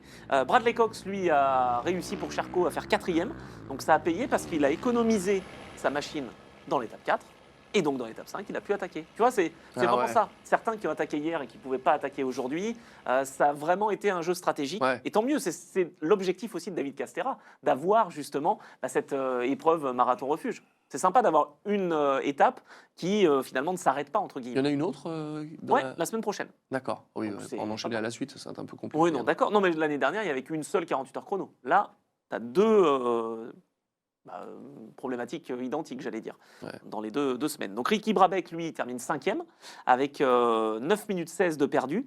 Il est 3e du général à seulement 2 minutes de Sanders, donc c'est vraiment pas grand-chose du tout. Et puis, je voulais parler de Mason Klein, qui a offert le premier top 10 de l'histoire de la marque chinoise Auto.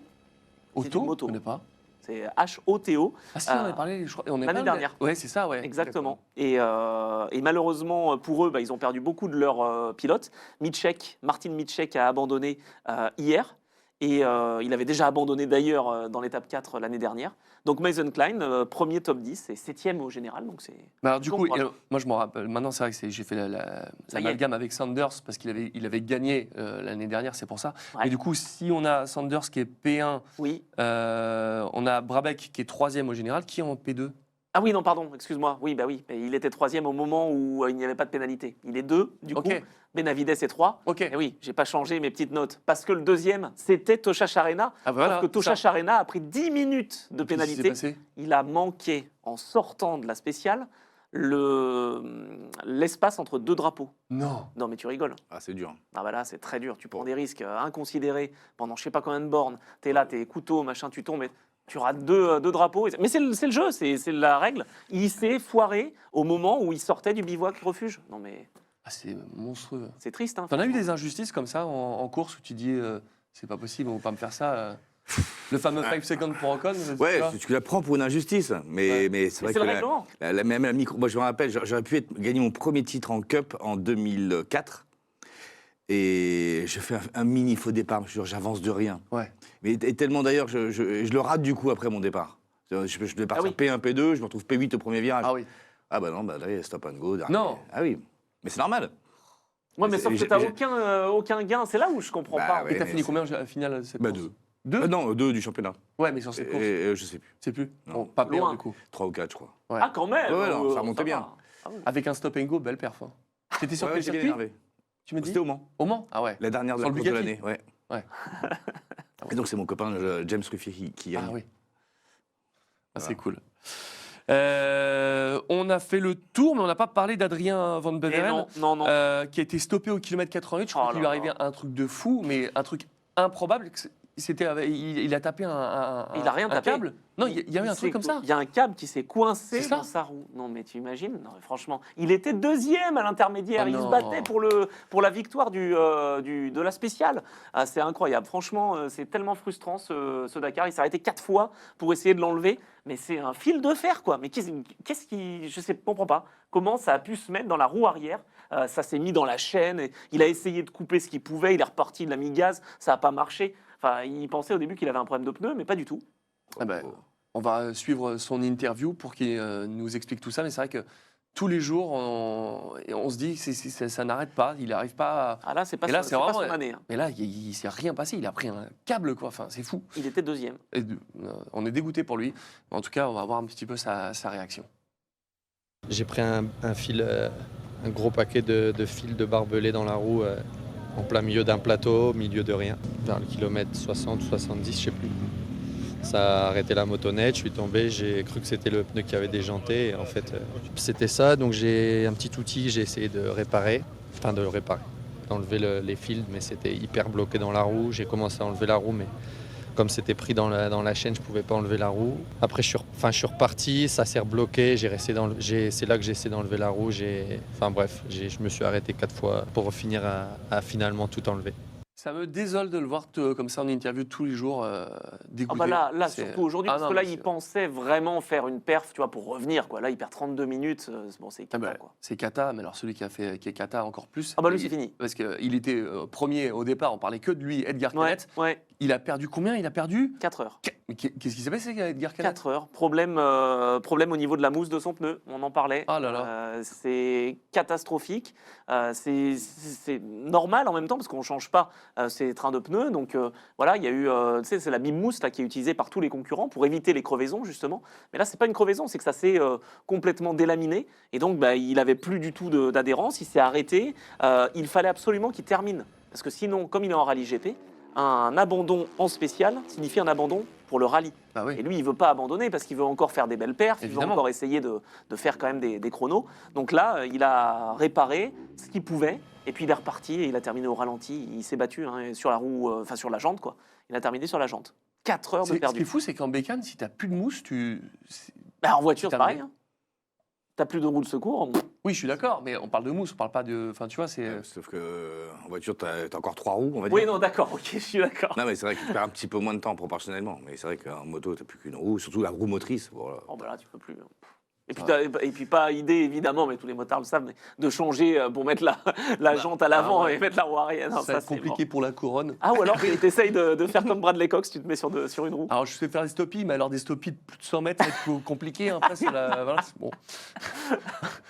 On en a des spécialistes, mais là, ça va être Tu compliqué. mets un petit moteur dans la roue avant. Bon, parle-nous un petit peu des pilotes Rallye 2, Ah. et notamment du français Nils Terry, qui a été malchanceux à la première étape, qui avait poussé. Mais là, finalement, ça fait 2 étapes, il fait P1. Il est incroyable. Incroyable. Il est incroyable. 2 fois, 2 victoires. Il avait perdu 2h43 au prologue. Il poussait sa moto dans le cagnard. C'était incroyable. Et il aurait pu abandonner. Eh ben, il abandonne pas. Il l'a dit. Hein, il voulait justement faire des coups d'éclat. Ah ben, il en a fait. Il persévère tous les jours, a-t-il dit. C'est compliqué, mais l'objectif du classement général est loin. Je veux faire des coups. Et il a réussi. 2e victoire d'étape dans sa carrière. 2e victoire d'étape pour Cové. Et surtout 6e du scratch. Il était 7e, mais il y a eu la pénalité de Charena. 6e derrière Brabec à 1 seconde. Incroyable. quand même. Incroyable. Du coup, ça l'amène à combien Ah non, mais au classement général, Ouais, non, il est d'accord. loin. Bon, Non, mais il c'est est pas loin. grave. Mais en tout cas, c'est une bonne perf et ça fait plaisir. Par contre, Ouais. en Rallye 2, c'est bien Campbell qui, lui, a profité de tous les malheurs de tout le monde pour prendre la première place hier. Il la conserve avec 20 minutes d'avance sur son adversaire polonais, Dabrowski. Donc voilà, rien n'est joué, mais on va dire quand même que Honda a la main mise sur le Rallye 2. Pour la première participation officiellement dans cette catégorie, c'est pas mal. Donc Campbell, toujours leader de Rallye 2. On en parle tous les jours, mais voilà, c'est les héros de Dakar, c'est les Malmoto. Oui, Qui s'est imposé sur cette édition Encore- cette étape, pardon. non, oui. L'édition, c'est plus tard. Sur cette édition, on espère que ce soit un Français. Pour cette étape, c'est Joseph Pedro, encore, Ouais. comme hier, et il avait pris la première place du général. Sauf qu'en fait, après notre émission, il y a eu correction des chronos. Et en faveur d'un Français. Et c'est Ah ouais notamment, bah oui, Benjamin Mello, j'en ai parlé, il allait y avoir des calculs parce qu'il s'est arrêté pour aider un de ses Ah oui concurrents. Et on ne savait pas exactement combien il allait reprendre. Il a été recrédité 12 minutes. Oh, c'est énorme. Donc ça lui a offert la première place hier. Il est reparti avec le couteau entre les dents. Il a encore la première place aujourd'hui. Et il a perdu que 4 minutes sur son adversaire, donc espagnol Pedro. C'est vraiment très très bien. Il fait 3e de l'étape derrière Jérôme Martini. Donc là, on a concrètement un Français qui est en tête d'une catégorie du Dakar. Exactement, exactement. Trop bien. Et on n'est pas peu fiers, Benjamin en plus, franchement. En moto, c'est cool. Ah, et puis c'est un sacré personnage, hein, parce que lui, il n'hésite pas à s'arrêter justement. Je dis pas que d'autres le font pas, mais lui, il le fait vraiment souvent. Il s'arrête pour prêter main forte à ses concurrents et vraiment, c'est fort. 4e position pour Emmanuel Génès, Oui. 9 minutes 10. Il perd du temps hein, quand Ouais. même, hein, là, mine de rien, face à Benjamin. On sait que l'année dernière, c'était le Roumain qui, dans la dernière étape, avait pris l'avantage sur le Français. Peut-être que la revanche est là pour justement Benjamin. Et la 9e position du général à 2h39, c'est Florian Bancillon. Oui, Ouais. ouais, c'est pas mal. Il a perdu 30 minutes aujourd'hui, 34 minutes. Il est 10e et 9e du général. Donc ça reste. J'espère dans qu'il le va top 10. réussir à rester top 10, là. Ce serait bien pour le... Bah ouais, qui Pour le- finissent et qui sont top 10. Pour la plaquette partenaire pour l'année prochaine, c'est quand même bien. C'est vrai que ça aide. Ça doit être une galère sans nom de trouver des budgets pour n'importe quelle saison, pour n'importe quel pilote, même pour toi avec un palmarès comme toi. Bien sûr, c'est compliqué. Hein. C'est des remises en cause, c'est des hivers difficiles, c'est essayer de faire marcher le réseau, c'est vendre quelque chose qui est difficile à vendre. Comment tu t'y prends d'ailleurs? C'est avec les amitiés peut-être que tu arrives à... Oui, bah déjà oui, c'est les réseaux. Après voilà, c'est les rencontres. Donc c'est rencontrer beaucoup de monde. C'est voilà, participer à beaucoup d'opérations, les salons, les équipes auto, les rétromobiles, bah, beaucoup de salons. Voilà, pour essayer de rencontrer un jour quelqu'un qui va être intéressé par le profil et d'utiliser sa marque au travers toi. Ouais. Mais c'est vrai que c'est vraiment pas évident, quoi. Surtout, je trouve maintenant en France. C'est compliqué avec on dit tout ce qu'on est autophobe, c'est pas simple. Donc, on voit bien. Hein. Et ce qui m'attriste au plus profond de moi, c'est qu'aujourd'hui, le sport auto, du coup, est réservé aux plus riches. C'est du gentleman partout. Aux plus riches. Donc, voilà. Celui vraiment qui a vraiment pas de rond, c'est vraiment compliqué de sortir. Parce que quand tu vois, pour faire du karting, se faire repérer, c'est minimum 200 000 euros. Et oui, c'est ce qu'on en parlait avec Jordi ou avec Romain Monti. C'est Jordi, mais c'est monstrueux les tarifs. C'est compliqué, je trouve. Ça devient vraiment compliqué. Puis on le sent, c'est vrai que les voitures aujourd'hui, ils prennent des malus. Tu vois des caisses qui étaient prennent x2, mais c'est une chasse aux sorcières. Quoi. Ça, c'est vrai que... C'est un global. Tu sais que ça minimise... Entre le RSE, les malus, tout ça, c'est vrai que pour une entreprise, c'est dire, tiens, je vais utiliser le sport auto, un pilote comme vecteur de communication, de relations publiques, c'est mal vu. Et pourtant, je trouve que ça a un petit peu changé quand même l'image justement du sport méca là, ces derniers temps. Enfin, en tout cas, les audiences sont bonnes, c'est ça qui est génial. Enfin, c'est l'inverse. Les audiences n'ont jamais été aussi bonnes, grâce, je pense, à Liberty, la F1, grâce au GP Explorer, grâce à beaucoup de choses, grâce à Netflix. Le sim racing aussi, mine de rien. Le sim racing, c'est vrai. Drive to Survive, ça a changé le sport auto. C'est fou quand même. C'est vrai. Pourvu que ça dure, voilà, c'est sûr. C'est ça qui a été étonnant, quoi. C'est que, voilà. Pour les jeunes, le GP, Explorer, et pour l'ensemble de la planète, Drive to Survive, ça met ce coup de boost au sport auto, c'est monumental, quoi. En tout cas, avant de continuer sur cette interview, on n'a pas parlé de l'étape de demain, mon cher Anthony. Longue liaison, énorme liaison, 589 bornes. En fait, c'est ça, c'est l'étape la plus longue. Mais pas en termes de chrono et de kilomètres, si tu veux chronométrer, mais c'est plutôt en liaison. 589 km, 331 km de spécial seulement, j'allais dire. Par contre, 331 km dans les dunes. Là, ça va te régaler, mais ça va peut-être pas régaler tout le monde parce qu'il va y avoir de la nave. Donc demain, ils font 900 km. En tout, Paris-Nice, par les chemins, dans la journée. 331 chrono, mais par contre 589 pour rejoindre les différents... campement, là, c'est... ils sont limités en vitesse dans les liaisons. Bien sûr, c'est le code de la route qui s'applique. Donc là c'est chaud. Je connais pas le Non, mais ce que je veux dire par là, c'est que si tu as des limites à 50, il faut les respecter. Quoi. Bien sûr. Et tu peux avoir des pénalités en liaison. Bien sûr. Donc là, c'est pour Dakar. Tu peux juste le faire la police. Bien sûr. Non. Dans les villages, des choses. Donc là, si tu veux, c'est aussi ton Dakar qui peut se terminer, ou en tout cas tes chances de victoire, sur une liaison. Donc il faut vraiment y aller mollo. Et donc on va voir ce que ça va donner. Mais comme Enkla-Tegan part 18, il y a moyen de refaire une partie, justement. Il peut faire un bon coup, Ouais. J'allais dans son retard, mais non, parce qu'il est en avance. Donc, ils vont se suivre avec Nasser, ça va être intéressant. Puis Sébastien Loeb est pas mal placé aussi. Donc, voilà, on y croit. Les Ford, demain, ça va pas être facile. Ah, tu crois? Ah bah oui, ils sont 1, 2, 3, 4, 6. Ouais, mais Carlos Sainz, il est en embuscade. Non, oui, d'accord. Il va être dans la poussière, surtout. T'as un fennec des sables. Ouais, tu parles. Non, ça va être bien. C'est vrai que, comme tu le disais, ça va être l'heure du bilan après cette première semaine de compétition. Et oui, parce qu'après, il y a l'étape de repos. Et ça, pour nous aussi. Ça va être bien. C'est vrai. Ouais. Oh, mais non, ça va nous manquer quand même. On aime bien, nous. Mais une journée de repos, c'est bien. Oui, c'est vrai. Une journée. Allez, une demi. Il va être là tous les jours, 2 fois par jour, lui. Ah, il est gourmand. Hein. Ah, bah oui. Bon, en tout cas, nous, demain, on sera là, mais on va continuer avec toi, Anthony, sur ton interview. Courte interview, mais quand même, on n'allait pas te laisser repartir sans parler de toi. On t'a vraiment vu faire carrière en endurance. J'ai dit, tu as fait plusieurs participations au Mans. Ouais, pas beaucoup, 3. C'est déjà beaucoup. Oh. C'était en quoi que tu l'avais fait? La première fois, c'était avec un proto, une Courage Judd. Oh. C'était avec Jérôme Polican et Philippe Gache. Ok, ah ouais, sacré équipage. Je sais plus, chose de 99 ou 2000. Peut-être 2001, non, je sais plus. C'est des bonnes années, ça. Non, 2001, ouais. Et ça, c'est l'endurance, la GT. Tu t'es destiné par là parce que, comme nous, en comédiens, on va là où le vent nous porte. Tu as senti qu'il y avait une brèche là-dedans et pas forcément en monoplace? Ou c'était la monoplace que tu visais, finalement? Oui, c'était la monoplace. Mais voilà, tu veux, la monoplace, c'était tellement fermé, c'était très compliqué. J'avais été faire un test en Indy Light, mais c'était aussi très compliqué d'y accéder.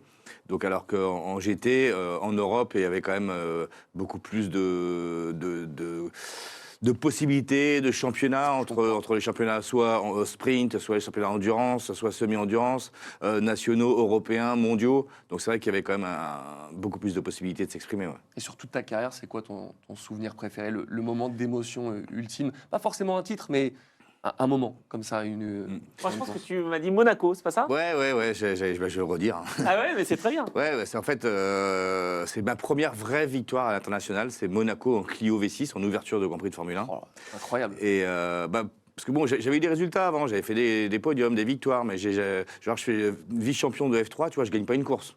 Enfin, Ouais, la régularité. Ouais, mais bon. Ouais, mais quand faut t'es faire le panache. pilote, Oui, mais bon, t'aimes bien le gagner. titre, quand il est même. là. Hein. Ah ouais. Et donc, j'ai fait F3, F3000, et puis après, la F3000 s'était arrêté un peu à mi-saison, problème de budget. Donc, j'étais à pied, et je me suis dit, il faut que je m'oriente vers quelque chose, une catégorie, une discipline, où on a tous la même voiture.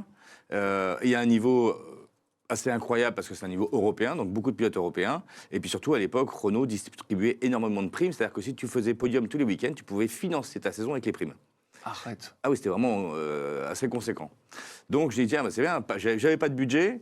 Donc j'ai dit, écoute, voilà, je vais tenter ça. Si t'es bon, tu vas pouvoir financer ta saison. Et puis c'est pas trop mal parti. Des podiums au début. Et puis Monaco est arrivé très vite. Je crois que c'était la deuxième ou troisième course, c'était au mois de mai. Et puis je fais la pole et je gagne la course. Et c'était incroyable. C'était ma première vraie victoire. Et puis mes parents étaient là. Mon papa, le seul Grand Prix qui gagne, c'est Monaco. C'est vrai. Beaucoup d'émotions. C'est génial. Voilà, cette- des larmes. C'est et tout. vrai, c'était quoi? C'était 27 ans après, quoi. Ouais, j'ai pas. À Ouais, peu près, mais- non, mais c'est ouais, ça, ouais, c'était 60. 99, toi. quand même. Ouais, ça, ouais, exactement. Ah, c'est beau. Ouais, c'est ça qui Ah était ouais, sympa. c'est Voilà. classe. Et donc, et puis surtout, c'est vraiment grâce à cette course que, après, j'ai pris de la confiance. Et puis, c'est grâce à ça que j'ai pu après enchaîner pas mal de succès. Ouais, je comprends. Ouais. Mais c'est vrai que les courses d'ouverture de marque, tu fais de la GT, des trucs, mais ça reste des week-ends, de la FFSA GT, c'est pas blindé à craquer. Quand tu es en ouverture d'un GP, tout est blindé. c'est clair. C'est une autre émotion. Hein. Les courses de Ah, marque en ouverture, c'est génial pour ça. Alors, c'est pas génial au niveau du paddock parce que t'es la dernière roue du carrosse. Oui, mais quand même. Mais t'y es, parce quoi. que t'es à des Ouais, mais t'y kilomètres. es. Mais non, mais c'est sûr, t'es extraordinaire. T'as la F1 qu'elle a, t'as l'ambiance, Ah ouais. t'as le monde, c'est les mêmes commissaires, c'est les mêmes directeurs de course, c'est les mêmes feux, c'est tout pareil, c'est extraordinaire. Non, mais c'est sûr. Et puis, à l'époque, franchement, Renault, la course, je crois qu'elle était à 11h, 11h30. La F1, c'était 14h. C'était juste avant. Je me rappelle, quand je finissais la course, j'étais tellement content, je suis revenu et la grille de F1 se mettait en place. Ah ouais, magnifique. Ça, c'est la classe. Et c'est marrant que tu parles de Clio V6, c'est que j'ai vu un épisode hier de Wheeler Dealers où tu étais. Oui, ils m'ont fait revivre. Ouais, c'était pas à côté de Jerry, mais du coup, c'était marrant que On tu dit, parles de Clio Après, V6. c'était pas les meilleures voitures que Renault ait faites. Hein. C'était compliqué. Ouais, mais c'est C'était vraiment très très compliqué à Par conduire. contre, Ah ouais. c'était belle. Oh. Ouais, c'était belle. Ah ouais, c'était de la j'adorais. gueule. Mais c'était très très dur à conduire. Ah ouais, à ce point-là Ah oui. C'est pointu de fou. Pas pointu, compliqué. Ah ouais. On ira pas plus loin. Voilà. Mais voilà. Ah ouais, c'est vrai que c'est une voiture qui fait beaucoup rêver. On le disait tout à l'heure, cette année, tu as couru dans le championnat Ultimate Cup Series, dans le même team que Sébastien Loeb. Tu as pu le côtoyer cette année de manière globale? Ouais, il nous a rejoint 3 courses. Je crois qu'il a fait, je sais plus, il a fait le Castellet la dernière. On a fait, je crois, Portimao. Ok. Et après, Il a pas fait 2 fois le Castellet, non? Je sais plus. Et peut-être, ouais, Castellet. Trois. Ouais, exactement. La première au Castellet, Portimao et la finale au Castellet. Non, bon, c'était super, on s'est bien entendu. Le team est génial. C'est un championnat très ouvert, à la fois convivial, mais avec de la performance, de la compétitivité. Moi, Tout le monde nous dit ça. Moi, je me suis régalé. L'Ultimate, c'est Ça monte en puissance, c'est bien. hein. franchement. Un beau paddock, des courses sympas à suivre, t'as de la monoplace, t'as du proto. Bah ouais. Voilà, en tant que spectateur, t'as beaucoup de choses à Et suivre. on les suit où ces courses? C'est en télé ou c'est Alors digital? ouais, il y a une chaîne, c'est chaîne YouTube, voilà. enfin une Ouais. chaîne internet. Ah, donc ils retransmettent, hein, c'est pas. Ouais, ouais. Oh, c'est cool. Non, c'est pas mal fait. Du coup, je le disais aussi, Porsche Cup cette année avec GP Racing, la saison couronnée de succès. Ça a dû être un beau souvenir. C'était vraiment l'objectif, évidemment, pour un pilote comme toi. Mais Oui, c'était l'objectif. Et puis surtout avec mes 2 coéquipiers, Loïc Ter et Cyril Saleil, on s'est tellement bien entendus. C'était une super ambiance. On s'est régalé tous les week-ends. On faisait très très peu de fautes. On a de la régularité. On était performants et tout ça dans une ambiance absolument géniale. Et puis je dois saluer le team GP Racing qui nous a préparé la voiture de manière fantastique, parce que je pense qu'on est la seule voiture qui n'est jamais tombée en panne. Ah ouais? Ouais, parce que c'est vrai que les courses de 4 heures, hein, tu as 4 C'est long, heures de 4 heures. course, tu as 2-3 heures d'essai avant, donc la voiture, elle roule quasiment 7 heures dans le week-end. C'est bien, en tout cas, toi en pilote, tu te régales parce qu'il n'y a, Ah oui, y a là, pas des tu- courses sprint, quoi. ah Tu oui. roules, quoi. Ah oui, tu roules. C'est sûr. Ah oui, là, ça, pour rouler, tu roules. Hein. Comment ça c'est se bon. passe Là, quand pour tu rentres, rentrer t'es un terrain. Terrassé. dans des teams comme ça? T'as des propositions, c'est toi qui les démarches, c'est tes coéquipiers. Comment ça se passe? C'est encore une fois, c'est une histoire de rencontre, d'opportunité. J'avais déjà fait l'Ultimate l'année précédente.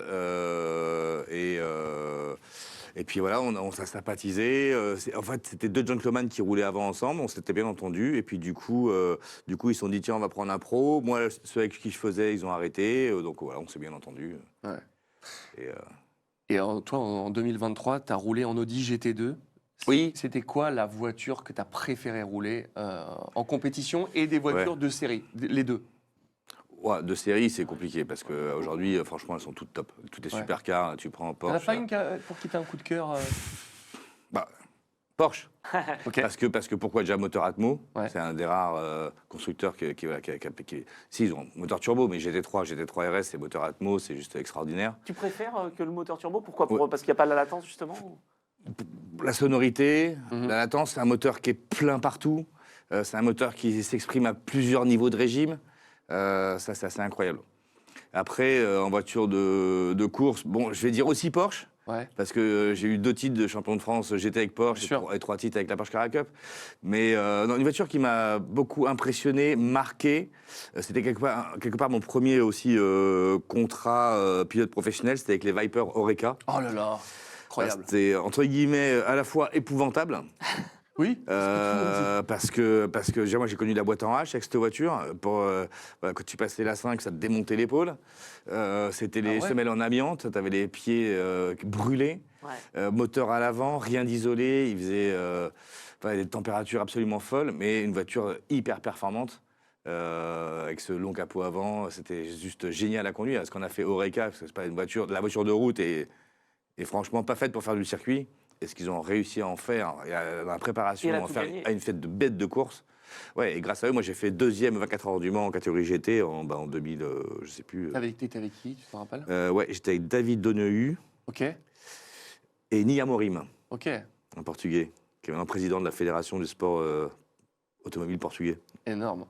Ah, c'est. Ah ouais. C'est moi, c'est Benoît Tréluyer qui m'avait raconté dans Trajectoire, enfin dans le podcast là, que je fais, qui m'avait dit, mais c'était une année de fou. Il avait découvert la Viper. Oui, bah oui. Jonathan Cochet s'était évanoui et Jean-Philippe Belloc avait eu les pieds brûlés. Donc C'était épouvantable. ils avaient roulé. Ça venait de ça, je me longtemps. comprenais pas que vous parliez de pieds brûlés. Donc c'est ça, vraiment, c'est de la chaleur Ouais, extrême ouais. du moteur. Ah ça venait ouais, directement. Charles Extrême, comme C'était pas isolé. Voilà, c'était surtout. pas isolé, donc les pédales conduisaient cette chaleur fournie par la boîte, le pont, le moteur, parce que tout était devant.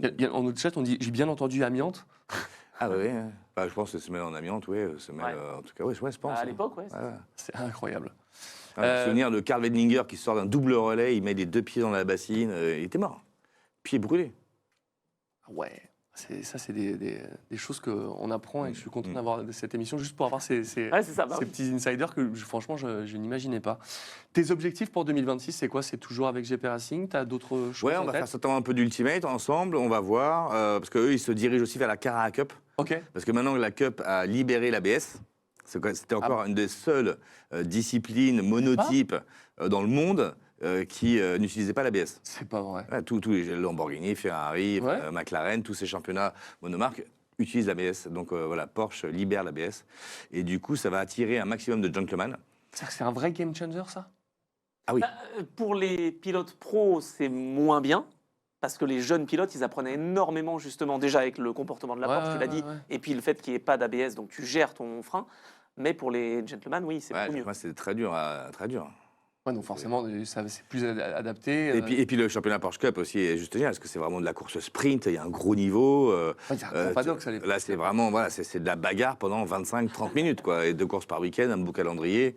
Donc ça attire beaucoup de monde. Mais c'est vrai que là, maintenant que Porsche a autorisé l'ABS, ouais, ça va attirer beaucoup de gentlemen, j'en suis C'est sûr. vraiment c'est une catégorie qui fait émerger de beaux talents. On voit Julien Handlauer qui Ah bah, est là, tous, tout. bien C'est sûr. Tous, pas hein. que. Non mais voilà. Giretti, Kevin Estre, Oui, c'est vrai. Ouais. Le dernier en date, c'est Giretti, là, c'est Ah oui. impressionnant. Mathis Jobert, hein, qui sera avec Oui, Genesis Genesis. cette année. Ouais, non, c'est sûr. Ah, c'est Tous, cool. ouais, il y en a plein. Il y en a plein. Très bien. Bon, bah, c'est déjà la fin de cette émission. On aurait pu faire 8 heures comme ça, mais si tu es chaud, j'aimerais bien te faire revenir sur la saison régulière, parler de Formule 1, l'année 2026 qui nous attend, parce que là, on parle du Dakar, mais après, on Ah parlera. bah, j'ai hâte de voir ce que ça donne dans la F1 cette année. Ouais, Pour l'instant, on n'a pas beaucoup d'infos, je trouve. Non Non, On ne sait pas trop. attends, quoi, justement C'est des changements. Bah, ils disent tous que ça va être des changements absolument radicaux. Ouais. Les pilotes, quand ils font du simulateur, ils n'ont pas l'air de prendre Ah ouais. beaucoup de plaisir. Parce qu'on n'est pas dans je dirais, la recherche de performance absolue. C'est plus la gestion. hein. C'est pas mal de gestion à voir. Bon, Ok. c'est vraiment le début. Hein, d'accord. Ils ont un peu peur, je pense, hein, au niveau de la fiabilité Mm. des autos. Donc le premier test, il est à huis clos. quand Ouais, même, puis il y a des nouveaux, enfin, comme là avec Audi qui arrive. Enfin, on est tous Mm. impatients de voir ce que ça va donner. Enfin, Bien ce sûr. qui serait énorme, c'est qu'ils cassent la baraque, quoi.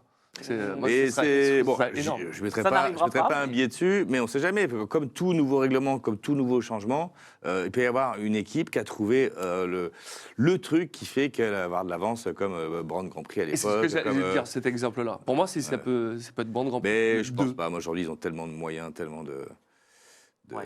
tous là. Bon, on verra ça. Il nous reste quoi, 2 mois à attendre? Ouais, Bon, ça va pas être très long. Un peu moins. un peu moins. Un peu moins, ouais. Attends, les premières voitures, elles vont premiers être essais. dévoilées là Oui. dans 7 jours.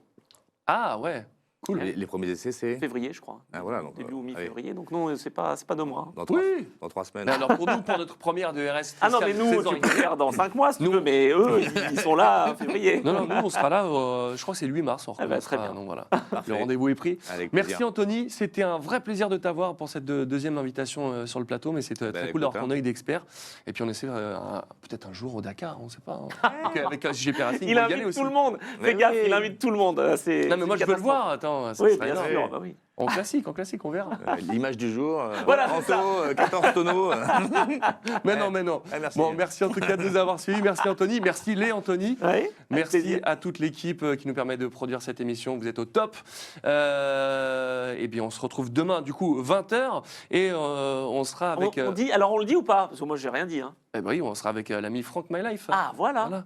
Ça va être très sympa. Donc, présentateur notamment de Top Gear et qui avait, son musée de la voiture de cinéma. Voilà, on aura beaucoup de choses à se dire Il avait a ensemble. priori des Ford Raptor parce que c'était Jurassic Ah, ça Park. Non, mais parce que Vous lui parlerez, il est- Ah ouais, ah, non, mais si tu pars dans l'humour, écoute. Ouais, oh bah voilà. Vous leur parlerez, il aime beaucoup les Peugeot 505 et tout. Ah, Ah, ça c'est bien pour demain. Tu lui diras pour demain. ok, De ma part. c'est retenu. Bah voilà, on passera cette image-là. Voilà, c'est passé. Merci en tout cas. On se retrouve demain, du coup, 20h en direct sur Twitch. Et pour tous ceux qui nous regardent en replay, bah, c'est quand vous voulez dans la journée. À bientôt. C'était RS Dakar. Et comme je le dis tous les soirs, vive le Dakar. Ciao, ciao.